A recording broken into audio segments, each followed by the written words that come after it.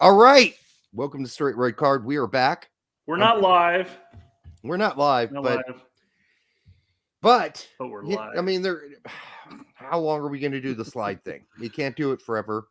We're comfortable with this. Derek's got a life, and he cannot spend hours. No, I mean, if you do a 30-minute video, you got to sit on fucking YouTube for 30 minutes to wait for them to approve your copyright and approve your monetization. It takes forever. It's ridiculous. I'm sick of it. So we're not going to do it. Although we are going to be able to eventually add our intro to this show, our real intro, which will change, every 6 months. For the time being, we've got to make sure we don't cuss in the first 30 seconds. Yes. Do. That. All right. But. 4, all right. So we're past it now. All right. But we're going to cover a bunch of things. This show is sponsored by Ludens. So if you have a sore throat, a scratchy throat, Eden Ludens? Oh, Eden Ludens.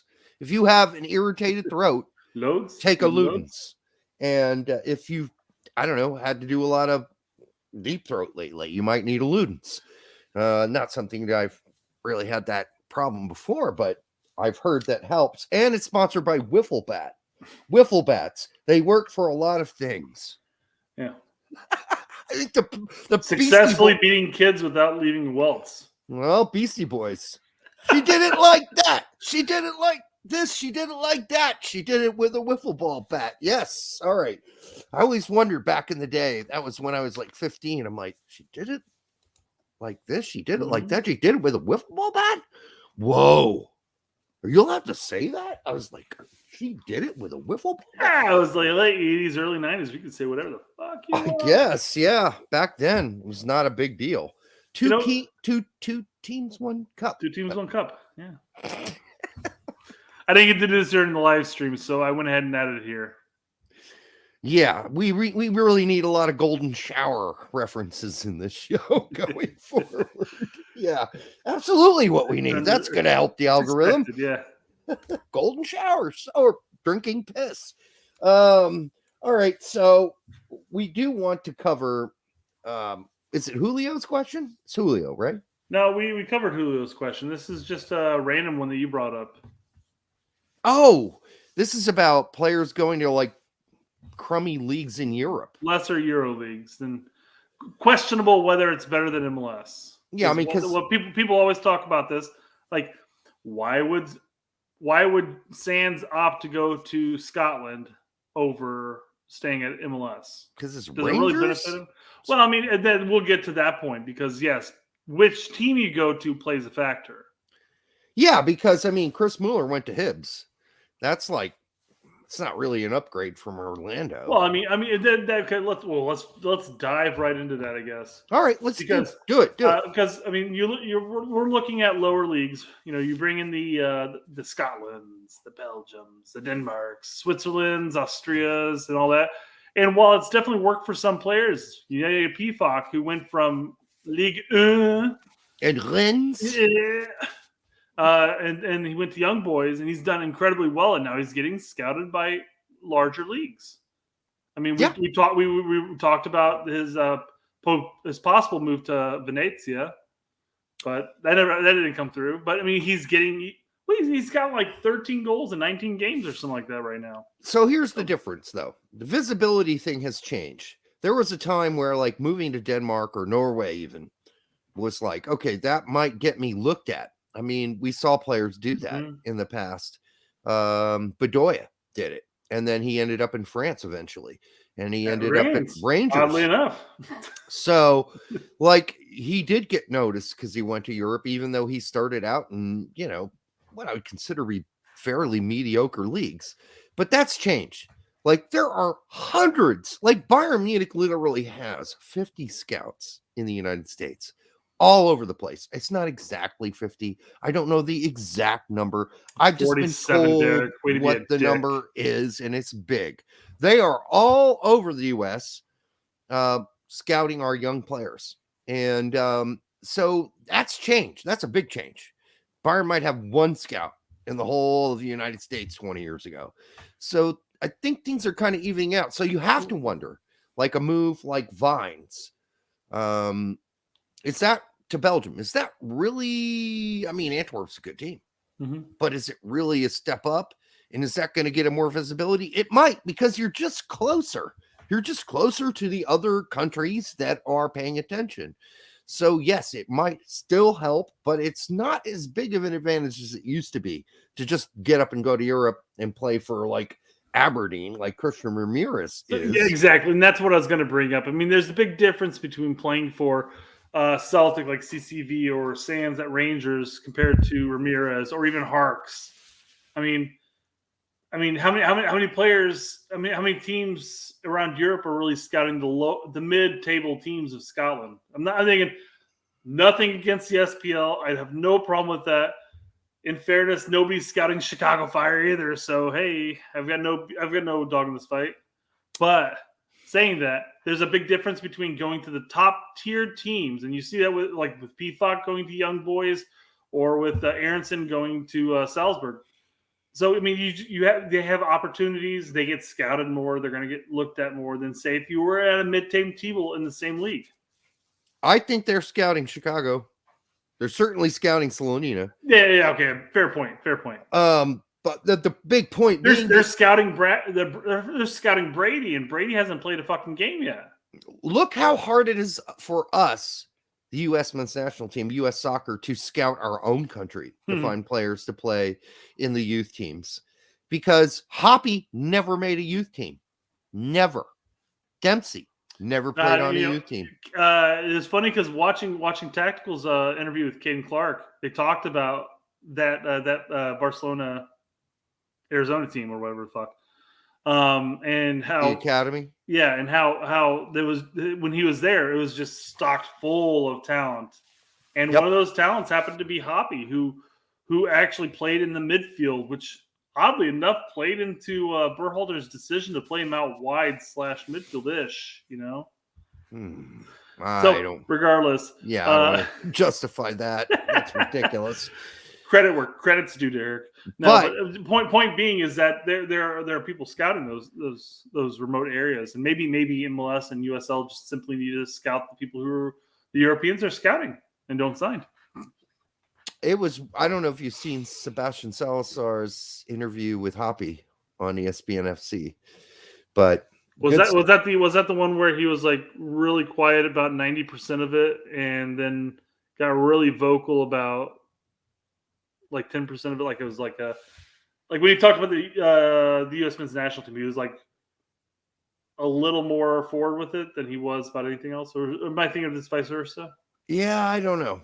We watched the It's same been a while. I feel like I've watched an interview with Hoppy. I just don't know who he was with. It was with Seb on ESPN FC. And, I think he was fairly honest about most things, but he did dance around some questions. Obviously, he's got to do that. But the fact that he's not playing at Mallorca is not his fault. So we get, we're talking about Scotland. And then we got a guy in Spain who doesn't get a look either. I know he's not playing. Is that his fault? If you're going to bring in guys to camp who aren't playing either, if you're Berhalter, but you're not going to bring in Hoppy. But they had a 2-week training camp beforehand, Derek. Zardes over Hoppy? Not in my book any day of the fucking week. Even mid-season with MLS. No, I'm sorry. Yeah. And then we got Aaronson made a great move to Salzburg. Salzburg just tied Bayern in the fucking Champions League. So you're primarily due to Aaronson. Yeah, and outside of the first 3 teams in Austria, the rest of the league is fucking garbage. I did just say that. Yes. It's not a good league. It really isn't. And it's the big boys versus, the guys with the most money. So it's like Scotland, same way. Yep, that takes me back to the point. There's a difference between going to just any league in Europe and then going to the top team in any league in Europe.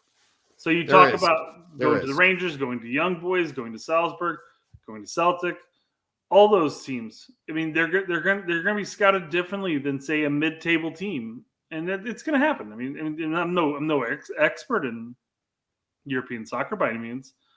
But I mean, I look at Ramirez, who's scoring goals like crazy right now, and I'd be interested to hear if he's had any potential interest abroad. I bet you he hasn't even got a phone call. He got scallied. Oh, throwback. He got scallied. He doesn't even get a phone call anymore. Yeah, I mean, the thing about Christian Ramirez, I mean, he has been scoring goals. Got to give him credit. And that's what we need right now. We need somebody who just put in a goal or two. And by the way, this Seattle Madrigal game is still at 0-0, 70 minutes in. What's going wrong with Seattle? Yeah, they're playing playing some 16-year-olds, I guess. But you got you do have some of the normal guys on. Alex Roldan's on there. I mean, Fry's playing. Morris was playing. Well, and I guess in fairness to Fry, he hasn't let in a goal, so that's true. But we should beat this team from Honduras. This should not be an issue. And now we're just fucking around. Are we in Honduras right now? So when I say we, it's the general we. I'm not a Sounders fan by any means. Stands are empty, so yes. I would love to see MLS teams do well in CONCACAF Champions League, just to give us a little more credit, if you will, rather than just Mexico taking it every time. And I guess the Club World Cup format's going to change, which is good, because otherwise it's an awful tournament to watch. So there'll be multiple teams from multiple different regions. Yeah, so CONCACAF will get 2 or 3, and so there'll be like 24 teams, maybe. We're not for sure. That's still they're going for a whole actual World Cup. It's going to be an actual fucking tournament with actual numbers of teams playing in groups. 4 teams playing for first and second. Yeah, I think it's going to be 8 groups of 3. And so that's for starters. So you'll at least get 2 games to get into the next round.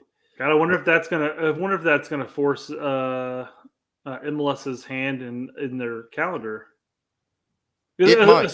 Assuming that that's gonna be like a tournament that's gonna consume a number of weeks, like you go somewhere and play, rather than just saying like, okay, well, you're gonna do aways and homes and whatnots. I think it's 2 weeks.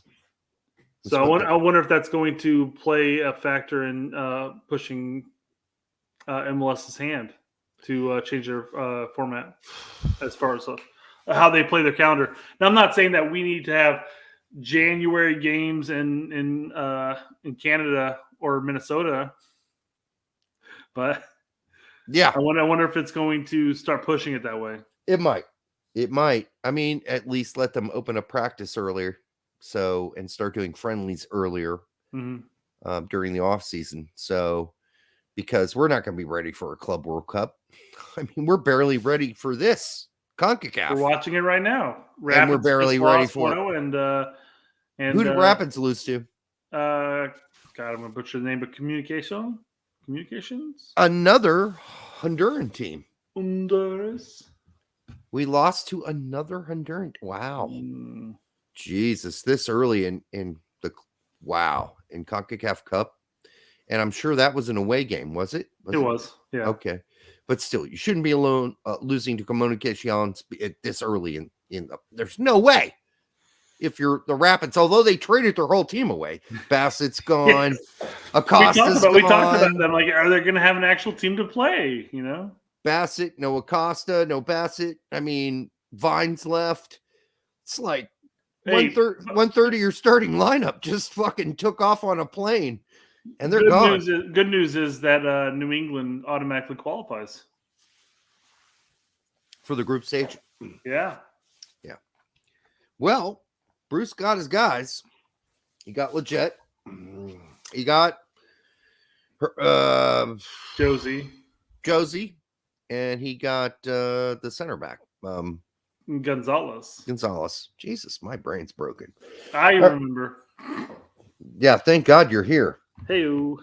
Okay, did we have anything else to take on this particular section? I mean, we wanted to give it a shout out to dis_possessed. One touch videos, which he makes no money for. In fact, the one video in which on YouTube I used like very brief 6-second clips of the US versus I can't even remember what team, we were immediately demonetized and got a copyright strike. So Yeah. I mean, I don't know how Vatke and all the other guys do it. Yeah, the people who sacrifice and do the one touch videos and stuff like that, they take time, they create these videos, and they just get hacked and slashed by the copyrights, and they see nothing from it. Now they can go by and they can say, no, we're gonna argue this, and over the course of time, YouTube will be like, no, this is fair use because it's educational. I wonder if they click that one, because if you click the educational box, maybe they might get a break, but I'm sure they do. The problem, you can't click educational because none of the players are nude. But still, no nude yoga. It's a tricky situation because usually when you do fair use content, you have to keep it with under like 12 to 15 seconds, and you got to pause and you got to like add your own commentary to it. It's like EFAP, who does like every frame a second or every frame of pause. I mean, they're like watching a movie for like they'll watch a movie and they'll pause it like every 6 to 7 seconds just to make a comment about stuff. And those videos are like 14 hours long. I wonder if they're monetized, or I wonder if they get demonetized eventually. Well, the only way they get they may get demonetized, but I guarantee they would fight it because what they're doing is fair use, and that same thing here with Dispossessed and everybody else who does the touch videos. Any of the highlight videos, those are all fair use because they're not extending past whatever the 12 to 15 second rule is. The problem is the way YouTube is set up is all the person has to do is go in and say, now we're copywriting this. Right. And no, that is the big problem. Yeah.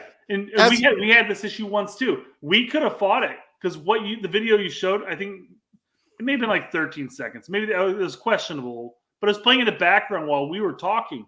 So I would argue that was fair use because we were taking content and making it. It's absolutely fair use. So it's absolutely fair use. But the thing is that it would take many weeks, and after the many weeks, the problem with our content is that we're very 24 to 48 hour based.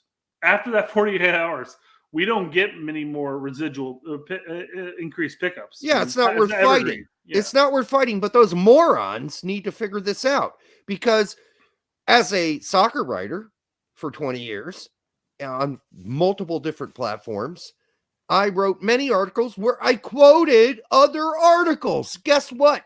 I didn't get sued or blocked because I quoted people who wrote other articles in other papers. That's ridiculous. And if I'm using fucking YouTube video of a game and I'm doing 10-second clips, I am essentially quoting the video. I'm saying, here's what I'm saying. It's edu-fucking-cational. You stupid fucks at YT. Open your brains up. I mean, we're probably we'll lose subs. I mean, not subs, but YouTube might hit us for this, but it's getting ridiculous, dude. I mean, I don't know what to say, but the fact that some of these guys don't make any money for putting together their educational clips, that's ridiculous. And I obviously Dispossessed, I think he posts a lot of his videos via Twitter, but I think he's publishing a lot of his stuff on Patreon at this point because Patreon's not getting hit because these are people who are paying into it. And and again, what he's doing is not wrong. What any of these one touch people are doing are not wrong because if you're watching a one touch video or all touch video, let me rephrase that. How long of a video clip do you think it takes for that specific touch of the insert player here occurs? You're talking like a 2 to 4 second clip of one clip before it transitions to the next clip. Yeah. So maybe the only thing you could say is that there's no commentary over it. Maybe Watkey and Dispossessed need to get together and create videos together and they. Okay, let me give you a great example. So, I was signed to a French label. My brand was Brando. We put out The Headless Horseman is a Preacher by Brando through Talatress, which means cockroach in French. And they put out our album. And I did not, in the deal that I signed with them, sell off the rights to my songs. Did not. Was not in there. I still owned my own songs. So I made a video of one of the songs on the album and put it up on YouTube. And they blocked my own song and said, this company owns the rights to this song. And I called the owner, Calatrus. He's like, we didn't do shit. We never claimed that copyright. There's always the problem is there's third-party companies that they enlist that just say, hey, scour the internet, scour the YouTubes, and if you see it, block it. Yes. And so they never approved it, but they're saying, okay, well, this is our catalog, block, right. Anything else. They do have a catalog. So it's part of the algorithm. The algorithm picked up that it's the exact same song owned by somebody else who didn't own the right to the song. They only owned the right to publish the album. And I couldn't put the video up for that song. And they even tried to help me. They contacted fucking YouTube and said, we don't own the rights to this song. They should be able to put the video. It would benefit them to have the video up. And I couldn't do it. We made a whole fucking video for this song. We spent $800. It's not a lot of money, but if you're an indie rocker, it is. Sure. And we couldn't ever get the fucking video published through YouTube. It's goddamn ridiculous, the system they've set up. We can specify there's a difference between a copyright claim and a copyright strike. So in a copyright claim, they can claim the video and they get all the revenue. The revenue goes straight to them. And again, you can argue that and say, no, this is mine. And YouTube will look it over and they'll say, okay, you're right. But that time frame from when you post a video to when they approve it is lost. Ultimately, I don't know if the company ends up getting that money or if it stays at YouTube. I'm not sure. Yeah. But with the copyright strike, if you argue that and it gets deemed that you're wrong, then you lose certain privileges for the first strike. At least you lose the ability to do live streams. And I mean that for a lot of content creators, that's a major amount of income right there for them. So it's a tricky situation to be in, and especially if you're a small creator, you don't know what your rights really are, what you can argue, and for a lot of us in this content in this field, it's not worth arguing because by the time you argue it, the video's done, it's gone. Yeah, you've lost everything at that point. So there's a reason why Derek and I have gone to this format of us being on camera again. Instead of doing just live streams, of course, but doing a video with the cameras rather than doing GIFs and video clips is because at any point we could lose revenue because somebody claimed it. Yeah. It's pointless. In fact, there was a while there for just a short while where they were cutting out some of my GIFs. They're like, no, can't use that one. So just the screen would just go black. It would just go black. And you're like, why? Yeah. And then I went back and I'd alter the slide and it would be totally fine. I'd alter it just a little bit so they couldn't catch it or whatever. So very weird shit. I think we're done, right? That's it. Okay. So I just want to say the one thing that I can't really get a grip on, and maybe you can help me, Brett, is Olympic artistic skating dance. That's just illegal. Artistic dance, and they're using they're skating in the Olympics, and it's being judged by people. Isn't that so? We're getting to a point when you're judging dance that it's so like what you just believe. It's not objective at all. It's totally subjective. How do you judge that? Derek, I got lost when you said that mythical 7-letter word Olympic. I don't know what this means. Olympics? Yeah, nobody's watching that. I don't watch the fucking Olympics. Right now, no one's watching the Olympics. I will watch the Olympics, the Summer Olympics, if the U.S. men's national team happens to qualify, which we haven't for the last 12 years. Yeah. But saying that, no, it's like there was a question on the SATs back when I took it, and you read this 3/4 of a page story, and then the first question is, what do you think the author was meaning by this, and insert a quote, and you answer it, and then you can get the answer wrong, and I'm like, well, no, it's an opinion. You asked me what I thought.